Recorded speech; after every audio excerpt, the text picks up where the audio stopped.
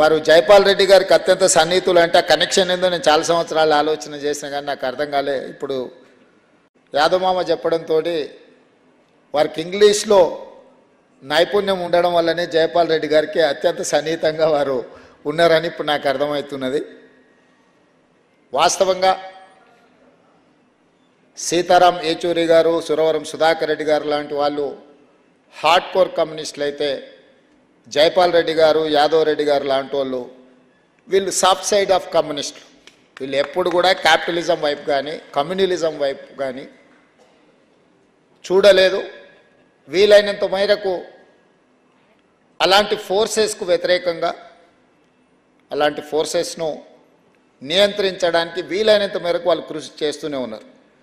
విద్యార్థి దశలో కాంగ్రెస్ పార్టీ రాజకీయాలలో మొదలుపెట్టిన తర్వాత పరిణామ క్రమంలో కాంగ్రెస్ వ్యతిరేకమైన రాజకీయాలలో రాణించిన మళ్ళీ ఈ దేశం కమ్యూనల్ ఫోర్సెస్ విజృంభిస్తున్నప్పుడు ఈ దేశాన్ని కమ్యూనల్ ఫోర్సెస్ నుంచి కాపాడగలిగింది కాంగ్రెస్ పార్టీ అని చెప్పి జైపాల్ రెడ్డి గారు, యాదవ్ రెడ్డి గారు తిరిగి కాంగ్రెస్ వేదిక మీదకే వచ్చి ఎన్ఎస్యుఐ రాష్ట్ర అధ్యక్షుడి నుంచి ప్రస్థానం ప్రారంభించిన వారు మళ్ళీ కాంగ్రెస్ పార్టీనే ఈ దేశంలో కమ్యూనల్ ఫోర్సెస్ను ఆపగలదు, ఈ దేశంలో దళితులు, గిరిజనులు, ఆదివాసీలు, అత్యంత నిరుపేదలకు సంక్షేమము అభివృద్ధి అందుబాటులోకి తీసుకురావాలంటే ఒక సోషలిస్ట్ విధానంతో ఈ దేశాన్ని అభివృద్ధి పదం వైపు నడిపించేది కాంగ్రెస్ పార్టీ అని వాళ్ళు బలంగా నమ్మడం వల్ల వారు కాంగ్రెస్ పార్టీలో తిరిగి రావడం జరిగింది. ఏ రోజు కూడా పదవుల ప్రాతిపదికన వారి నిర్ణయాలు తీసుకోలేదు. వారి సిద్ధాంతపరంగానో ప్రజలకు ప్రయోజనం చేకూర్చే ఆలోచన విధానంతోనే వారు కానీ జైపాల్ రెడ్డి గారు కానీ నిర్ణయాలు తీసుకున్నారు. ఏదైనా పదవులు వస్తే అవి వాళ్ళ దగ్గరికే పదవులు నడుచుకుంటూ వచ్చినాయి తప్ప వాళ్ళు పదవుల కోసం ఎప్పుడు కూడా వారు విధానాన్ని మార్చుకోలేదు. మనస్ఫూర్తిగా ఈ వేదిక మీద నుంచి వారిని నేను అభినందిస్తున్నా. పదవులు లేకపోతే 10 నిమిషాలు కూడా ఉండలేని పరిస్థితుల్లో ప్రజా సమస్యలను పరిష్కరించాలను, ముఖ్యంగా తెలంగాణ ఉద్యమ సమయంలో వారు విద్యార్థి దశగా ఉన్నప్పుడు నుంచి మొదలు పెడితే వారు నాకు తెలిసి 1976లోనే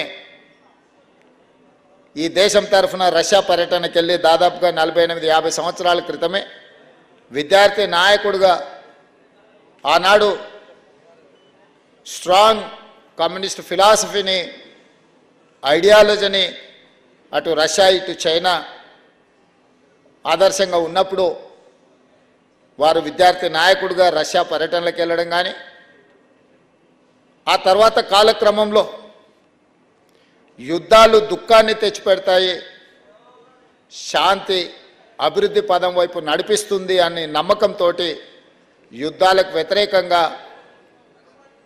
ప్రపంచంలో జరుగుతున్న సభలు, సమావేశాలు లేదా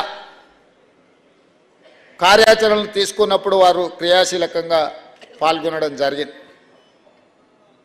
ఆ తర్వాత జరిగిన తెలంగాణ ఉద్యమంలో వారి క్రియాశీలక పాత్ర చాలామంది తెర మీద కనిపిస్తారు, తెర వెనుక కూడా చాలామంది కృషి ఉంది. నాకు తెలిసినంత వరకు 2008లో తెలంగాణ రాష్ట్ర ఏర్పాటు అంశము మీద శ్రీమతి సోనియా గాంధీ గారు యాదవ్ రెడ్డి గారితో ప్రత్యేకంగా గంటకు పైగా దాదాపుగా 2 గంటలు వారితో చర్చిస్తే వారు పూర్తి స్థాయిలో తెలంగాణ రాష్ట్ర ఏర్పాటు ఆవశ్యకతను శ్రీమతి సోనియా గాంధీ గారికి వారు వివరించారు. వారు ఏ రోజు ఈ విషయాలు చెప్పుకోలే, ఎందుకంటే వారు బాధ్యతగా భావించారు కాబట్టి ఆనాడు 2008లో శ్రీమతి సోనియా గాంధీ గారి దృష్టికి తెలంగాణ రాష్ట్ర ఏర్పాటు యొక్క ఆవశ్యకతను వారు తీసుకెళ్ళారు. ఆ తర్వాత జైపాల్ రెడ్డి గారు తెలంగాణ బిల్లు పార్లమెంట్లోకి వచ్చినప్పుడు పోషించిన పాత్ర పెద్దలు మాజీ పార్లమెంట్ సభ్యులు వినోద్ కుమార్ గారికి తెలుసు. దాదాపుగా చివరి పార్లమెంట్ సమావేశాలలో గందరగోళ పరిస్థితుల్లో తెలంగాణ రాష్ట్రం ఏర్పడుతుందా లేదా, ఒకవేళ ఆ సమావేశాలలో బిల్లు పాస్ కాకపోతే తెలంగాణ రాష్ట్ర ఏర్పాటు ఆకాంక్ష శాశ్వతంగా వాయిదా పడుతుందేమో అన్నంత ఉద్రేకమైన పరిస్థితుల్లో జైపాల్ రెడ్డి గారు అత్యంత కీలకమైన పాత్ర పోషించి బిల్లును ఆమోదింపజేసే విధంగా ఆనాడు వారు చర్యలు తీసుకున్నారు. జైపాల్ రెడ్డి గారు తీసుకుంటున్న ప్రతి నిర్ణయంలో, ప్రతి చర్యలో రాజకీయంగా వారితో పాటు వారి సహచరుడిగా యాదవ్ రెడ్డి గారు తన బాధ్యతను ఎప్పుడూ నెరవేరుస్తూనే ముందుకు సాగింది. ఈరోజు నేను యాదవ్ రెడ్డి గారికి విజ్ఞప్తి చేస్తున్నా, ముల్కీ నాన్ ముల్కీ ఉద్యమం నుంచి తొలి దశ 69 తెలంగాణ ఉద్యమం కావచ్చు, 96లో తెలంగాణ జనసభ మొదలుపెట్టిన తెలంగాణ ఉద్యమం కావచ్చు, 2000లో చిన్నారెడ్డి గారు, 2001 చంద్రశేఖరరావు గారు, 2009లో తెలంగాణ రాష్ట్ర ఏర్పాటు ప్రక్రియ ప్రారంభించిన తర్వాత ఏర్పడ్డ తెలంగాణ జేఏసీ కావచ్చు, తెలంగాణ రాష్ట్ర ఏర్పాటు, ఇది భవిష్యత్ తరాలకు ఒక విశ్లేషణాత్మకమైన ఒక పుస్తకం అవసరం ఉంది. రాజకీయ పార్టీల కోణంలో రకరకాల అంశాలు తెర ముందు చర్చకు జరుగుతున్నాయి. కానీ తెర వెనుక జరిగిన ప్రయత్నాలు, కృషి చేసిన వాళ్ళని గురించి కూడా ఒక పుస్తక రూపంలో, ఎందుకంటే మీకు అందులో మొదటి నుంచి ఇన్వాల్వ్మెంట్ ఉంది, అందులో ఇన్వాల్వ్ ఉన్న వాళ్ళతో కూడా మీకు సన్నిహిత సంబంధాలు ఉన్నాయి. దానివల్ల భవిష్యత్ తరాలకు అసలు ఈ తెలంగాణ అనేది ముల్కీ నాన్ ముల్కీ నుంచి మొదలు పెడితే జూన్ 2, 2014 సంవత్సరం తెలంగాణ రాష్ట్ర ఏర్పాటు వరకు జరిగిన పరిణామ క్రమాలన్నిటిని కూడా వివరించుకుంటూ మీరు ఒక పుస్తక రూపంలో తీసుకొస్తే డెఫినెట్గా అది చాలామందికి ప్రయోజనకరంగా ఉంటుంది. చరిత్రను సంక్షిప్తంగా భవిష్యత్ తరాలకు అందించినట్టుగా కూడా ఉంటుంది. కాబట్టి ఈ nuts bolts of war and peace పుస్తకమే కాకుండా సంపూర్ణంగా తెలంగాణ ఉద్యమ చరిత్రను, నేపథ్యాన్ని కూడా ఒక పుస్తక రూపంలో తీసుకొస్తే ఎవరికైనా భవిష్యత్తులో దీని గురించి తెలుసుకోవాలన్నప్పుడు తెలంగాణ ఉద్యమంలో జరిగిన కీలకమైన పరిణామ ఘట్టాలు తెర ముందు కనిపించినాయి, చాలామందికి తెలుసు.